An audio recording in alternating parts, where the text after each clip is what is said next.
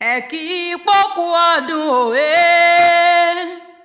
ẹ̀kí pọ́kú ọdún òhà, ó máa ní fọdún èyí sòpin. Ẹ̀kí pọ́kú ọdún, ẹ̀kí pọ́kú ọdún òwe, ẹ̀kí pọ́kú ọdún òhà, ó máa ní fọdún èyí sòpin. Ẹ̀kí pọ́kú ọdún. Àgbẹ̀ ló láhùn aláhùn aró, àlùkò ló láhùn aláhùn kòsùn, bí lékelèké bá láhùn yóò sì kẹfun.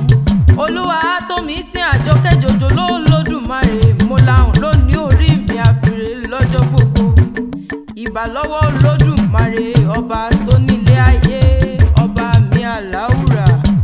Orí o, èrò tí ń ròkọ ẹ̀ wálé náà o, èrò tí ń rodò ẹ̀pẹ́ ẹ̀yìn dà. Yusuf Musa olóyin ní sọjọ́ bí, aya rẹ̀ ló ní àmọ́ kí. Rukayat Àkànkẹ́ ló ní àmọ́ kí, ló ní àmọ́ ṣàpọ́nlé ọkọ òun. Àṣeyí ṣá mọ́dún ọdún rọrùn ló sì mọ̀ ṣe. Àṣeyí ṣá mọ́dún kó gbó kó tọ́. Àṣeyí ṣá mọ́dún kó forí pawú kó fèrègì jóbi lọ́lá ọba mi àláùrà. Yusuf Musa olóyin gbéra ńlẹ̀ ó dìde dìde dìde, ìlọ́dìlé àwọn bàbá tó bí ọlọ́mọ. Torí ilẹ̀ ò ní ṣú títí ká mọ́mọ́ ta bàbá ẹni.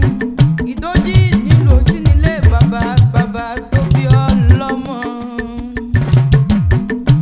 Ọmọgún dójì ọmọ ké, ọmọgún sorí bákanbàkan, ọmọ bígún ò balẹ̀ a ò lè ṣẹbọ nílé bàbá tó bí ọlọ́mọ. Bákàlà ò balẹ̀ a ò lè ṣẹbọ, ọmọ ike gàmùgàmù ọ̀nà dójì. Lẹ́ o, ọmọ ọlọ́jà ń táyì ìyá parò, ọmọ ọlọ́jà ń tú kókó ẹ̀yìn. Orí o, ọmọ olórí ọdẹ mọ gbóhùn ẹnu mi, ọmọ olórí ọdẹ ògún àjọbọ, ọmọ alórí ẹkùn lájà ni mo ń ké sí lọ́wọ́. Ọmọ atẹ̀yìnkùn léjúpá ìgalà sọ́bẹ̀, ọmọ ogún òpá sọ̀rọ̀ lẹ́yìn mọ́ gbóhùn ẹnu mi, ọmọ ọlọ́gẹ̀dẹ̀ gbórígbórí lódò ọgbà ni mo ń kí lọ́wọ́. Orí o, ọmọ atọ̀gẹ̀dẹ̀ dúdú fira mọ́tò sọ́nà ni mo ń kó bẹ́rẹ́ fún, ọmọ olódò ọgbà abẹnumẹnu mọ́ gbóhùn ẹnu mi, ọmọ ọlọ́gẹ̀dẹ̀ gbórígbórí lódò ọgbà kó gbó kó tọ́. Ọmọ olóṣì olóyè òmùmù tilẹ̀ tú, ṣebí nílùú bàbá rẹ̀ ni. Ìgbọ́n ní iyọ̀ o, ọmọ àsorò lọ́jọ́ kan ṣoṣo, ó sì àsorò lọ́nà oko tógúntógún, ó sì ti sorò tí mọ́nà oko wú ìyàn. Nílé bàbá tó bí ọlọ́mọ ni, ó sì ti sorò méje lóòjọ́. Àṣeyí ṣá mọ́dún kó gbó. Orí o, a kì í perí gúnugún kó má máa kádùn o, a kì í perí àkàlàmàgò kó má pẹ̀gbẹ̀rún ọdún láyé. Kó gbó bí olúgbógbó ti rí gbó, kó gbó bí olúgbógbó ti gbò, kó gbó bí àgbàkan tó gbó títí tó fọmọ owú sóńdè ọ̀run, ọmọ owú yọ títí ọmọ owú dókínní.